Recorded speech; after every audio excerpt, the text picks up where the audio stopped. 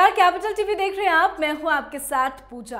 Congress party और कांग्रेस के नेता आजकल बेरोजगार हो गए हैं।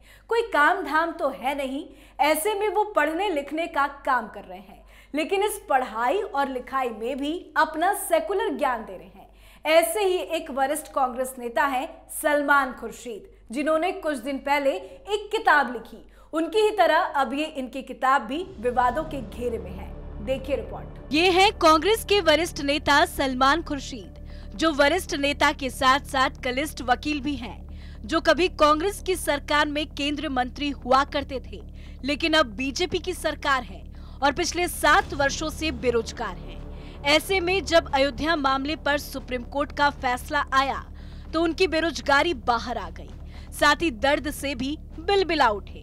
फिर क्या था, उन्होंने अयोध्या पर एक किताब लिखने की सोची, उठाई कलम और sunrise over Ayodhya, nationhood in our time नाम की किताब लिख डाली। इस किताब में सलमान साहब ने सुप्रीम कोर्ट की तारीफ की, लेकिन अपनी आदत के अनुसार हिंदू धर्म पर कुठारघात करने से नहीं बच सके।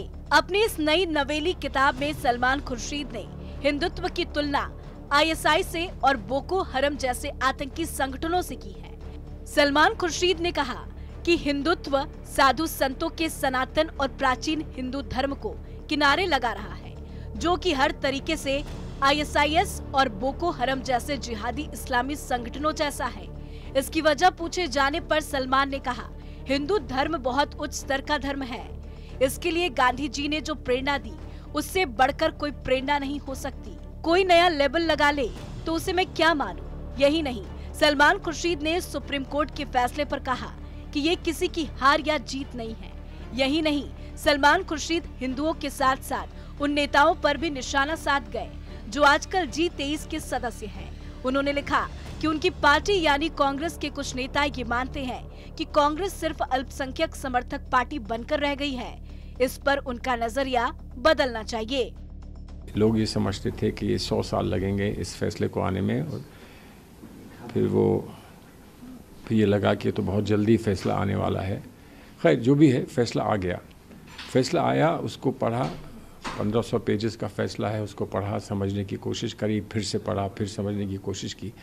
तब तक लोग अपने अपने ओपिनियंस शायद बिना पढ़े हुए दे रहे थे कि मुझे ये अच्छा नहीं लगा कि आपने मस्जिद नहीं बनने दी, मुझे अच्छा नहीं लगा कि आपने मंदिर बनवा दिया। पढ़ा नहीं, समझा नहीं कि सुप्रीम कोर्ट ने क्या किया, क्यों किया, कैसे किया। तो इसलिए मेरे लिए ये मेरा एक दायित्व बनता है कि मैं ये समझाऊं कि मैं जिस कोर्ट से संबंधित हूं, उस कोर्ट ने जो किया है वो क्या है आखिर, और क्या उसमें त्रुटि है कि नहीं है।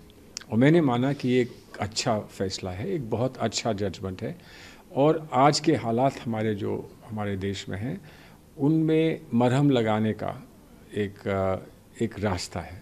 उन पर मरहम लगे और ऐसी बात फिर ना हो, इसका एक प्रयास है। सलमान खुर्शीद साहब, अगर आप में हिम्मत है तो बाबर की कहानी भी सच्चाई से कह डालिए कि कैसे कार सेवकों की हत्या की गई थी। यही नहीं, ISIS और बोको हराम को चलाने वाले लोग किस धर्म से हैं, ये भी बताइए। साथ ही ये भी बताइए कि क्रिकेट में भारत हारने पर जश्न मनाने वाले इस फैसले पर क्या सोचते हैं। क्या अगर ये फैसला इसके जस्ट उल्टा होता, यानी मस्जिद बनने का फैसला आता, तो भी आप या कांग्रेस इसे किसी की भी हार या जीत नहीं कहते। साथ ही हिंदुत्व पर सवाल उठाने वाले सलमान खुर्शीद साहब ये भी बताइए कि इस्लाम की परिभाषा क्या है और आज इसका इस्तेमाल कैसे हो रहा है।